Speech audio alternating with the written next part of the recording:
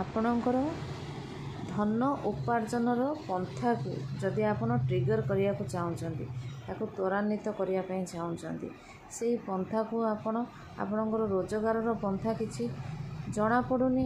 ଆପଣ ବହୁତ ଦିନ ହେଲାଣି, ବହୁତ ବୟସ ହେଇଗଲାଣି ଆପଣଙ୍କୁ, ଆପଣ ରୋଜଗାରକ୍ଷମ ହେଇନାହାନ୍ତି। ଆପଣଙ୍କ ଘରେ ଟଙ୍କା ଆସୁଛି, ଟଙ୍କା ସେଭିଂ ହେଇପାରୁନି, ଇନକମ୍ ହେଉଛି, ଇନକମ୍ର କୌଣସି ପ୍ରକାର ଆପଣଙ୍କର ଘରେ ଧନ ସଞ୍ଚୟ ହେଇକି ରହିପାରୁନି, କିମ୍ବା ଆପଣଙ୍କର ରୋଜଗାରର କୌଣସି ପନ୍ଥା ନାହିଁ। କ'ଣ କରିବେ? ଆପଣଙ୍କର ଘରର ବୈଠକଖାନା ଯେଉଁଟାକି ଡ୍ରଇଂ ରୁମ୍, ତା'ର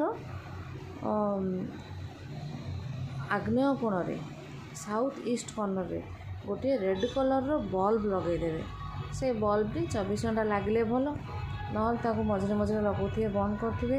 ଏହିପରି କରିବା ଦ୍ୱାରା ଆପଣଙ୍କର ଧନ ଆଗମନର ପନ୍ଥା ଟ୍ରିଗର୍ ହେଇଯିବ।